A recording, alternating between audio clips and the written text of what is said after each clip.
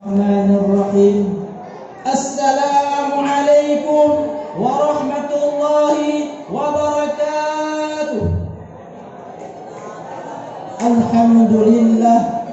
Alhamdulillahil badi'il hadi ila bayani mahya'ir rasyadi.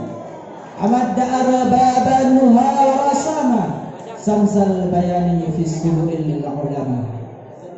Di awal jumpa, izinkan kami menghidangkan di pemikiran Anda sepiring senandung puja untuk Rabbi, semangkuk puji untuk Rabbana. Marilah sama-sama kita panjatkan puja syukur kehadap Allah Subhanahu wa Ta'ala, yang mana oleh Allah yang telah memberikan kita dua macam nikmat. Dengan dua macam nikmat tersebut kita bisa hidup dalam dunia ini, dan dengan dua macam nikmat tersebut kita bisa pulang kepada Allah Subhanahu wa Ta'ala. Dan juga kepada Nabi Rasulullah sallallahu alaihi wasallam yang telah menebang pohon-pohon peradaban, yang kejam dengan pedang tauhidnya dan membawa sejarah Islam dari manik-manik kemusyrikan ke periode Darussalam yang agamis dan harmonis. Dan juga kepada keluarga beliau dan al-sahabat beliau, tabi'in serta ulama, baik ulama di jajaran mutaqaddimin maupun ulama di jajaran mutaakhirin yang mukhtabar keduanya di sisi Allah.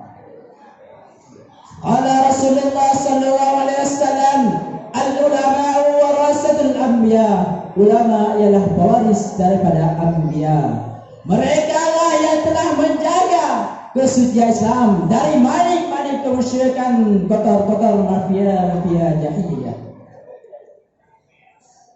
Dan juga kata-kata ta'ziman kami kepada pucuk pimpinan Dayah Darul Ma'arif dan Dayah Darul Mu'arifah, dan juga kepada Abu selaku pimpinan Dayah Darul Cicinta ini yang ada di Kubah, dan kepada Umi dan Abi, hanya doa yang dapat kita sampaikan. Allahumma ghafir lahum warhamhum wa'afihim wa'afu anhum. Dan juga kepada segenap dewan guru yang masih ada di Dayah tercinta ini, dan terima kasih kepada MC yang telah curi pikirannya membasahi dua bibir manisnya hanya untuk memanggil nama baik kami. Kami berdiri di sini bukan karena rayuan tema, bukan untuk mencari nama, dan bukan dua musik bukan lama. Kami berdiri di sini akan melepaskan satu mata syarahan yang bertega membangun generasi Islam yang berakhlak Islami. Dewan Hakim kaum muslimin yang dirahmati oleh Allah, apabila kita lihat perkembangan di dunia modern zaman sekarang telah menjadikan berbagai macam beragam kehidupan di masyarakat, terutama masyarakat Indonesia. Hal ini diakibatkan kenapa? Karena semakin majunya, semakin tingginya, semakin meningkatnya ilmu pengetahuan dan teknologi, tanpa disadari dan tanpa landasi iman dan takwa kepada Allah, yang mana hal ini lebih cepat pengaruhnya bagi masyarakat dunia, khususnya Indonesia di kalangan generasi muda. Timbul satu pertanyaan, lalu bagaimana cara membangun generasi Islam, pemuda dan remaja di zaman sekarang ini? Para jumhur ulama berpendapat salah satu cara membangun generasi Islam, pemuda dan remaja sekarang ini, yaitu dengan pendidikan akhlak. Lalu apa fondasinya akhlak? Akhlak merupakan adatul iradah, suatu kebiasaan bagi kita. Akhlak merupakan salah satu pemberian Allah kepada manusia. Akhlak merupakan ini harus dibimbing dan diarahkan ke jalan yang benar, jalan yang lurus menurut Islam. Luqmanul Hakim, seorang pemberi nasihat, menjelaskan kita bagaimana cara membangun generasi Islam sekarang ini, yaitu dengan kita ketahui apa fondasinya akhlak bagi masyarakat dunia, khususnya Indonesia di kalangan generasi muda. Pondasi akhlak bagi generasi muda yaitu jalan yang lurus dan jalan yang benar menurut Islam. Dewan Hakim kaum muslimin yang dirahmati oleh Allah.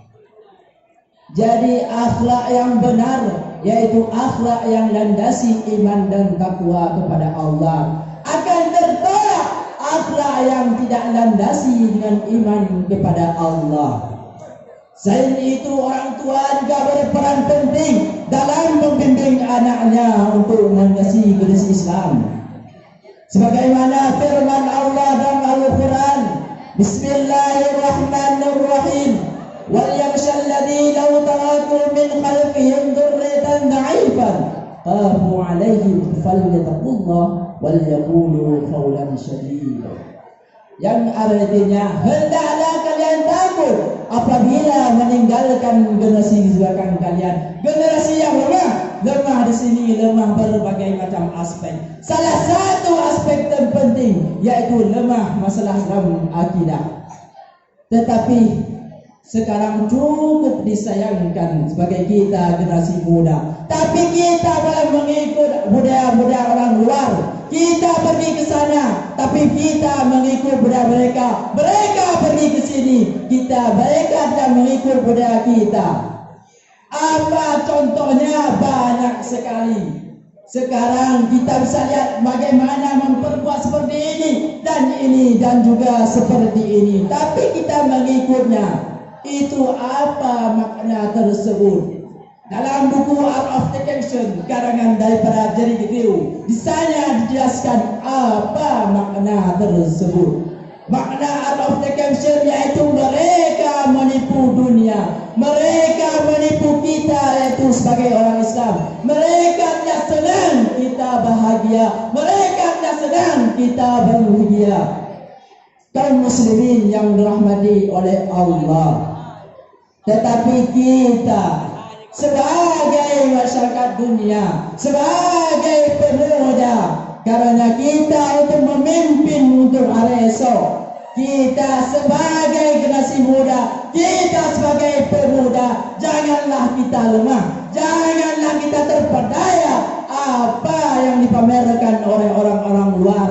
Karena kita sebagai calon pemimpin, sebagaimana dalam ungkapan, pemuda hari ini ialah pemimpin untuk hari esok. Jikalau pemudanya lemah, jikalau pemudanya zaif, bagaimana ke depannya? Bagaimana seterusnya akan bangkit satu negara? Bangkitnya satu negara, bangkitnya satu kampung, bangkitnya satu kecamatan. Diakibatkan pemudanya sukses, diakibatkan pemudanya maju, diakibatkan pemudanya kuat.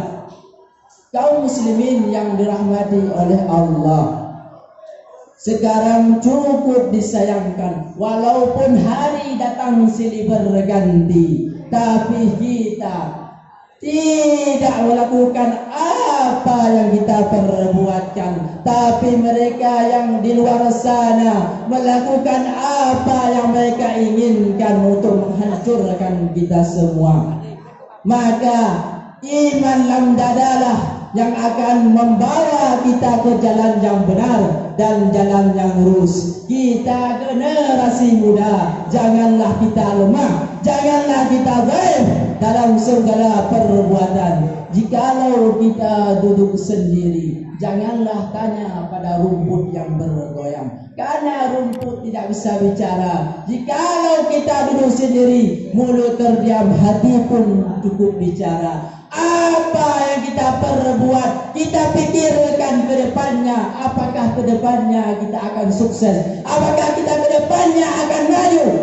Majunya satu negara diakibatkan pemudanya maju, majunya satu kampung diakibatkan pemudanya sukses. Kaum muslimin yang dirahmati oleh Allah, kita generasi muda, janganlah kita terperdaya dengan apa yang dipamerkan di luar. Mereka di luar berbuat asik-asikan, mereka di luar berbuat apa yang mereka inginkan. Tapi kita di sini hanya untuk menuntut ilmu Allah. Untuk apa? Untuk kita bisa menjadi generasi yang Islami. Kesimpulan yang dapat kita ambil dari syarahan di atas, yaitu janganlah kita terperdaya apa yang kita diluarkan sekarang, karena dunia ini diharapkan hanya bangkai, karena akhirat kekal selamanya. Hubbud dunya rasul kulli khati'ah, cinta kepada dunia pangkal daripada kesalahan. Maka kita jangan terlalu cinta kepada dunia, karena dunia ini hanya sementara, tidak ada yang kekal di sini kecuali Allah. Maka kita sebagai generasi muda, kita ibaratkan roda yang berputar. Ada kala kita di atas dan ada kala kita di bawah. Selagi kita masih di bawah, sebelum mencapai pimpinan atas, maka kita berjuang, maka kita menghadapi untuk akan kedepannya sebagai calon pemimpin.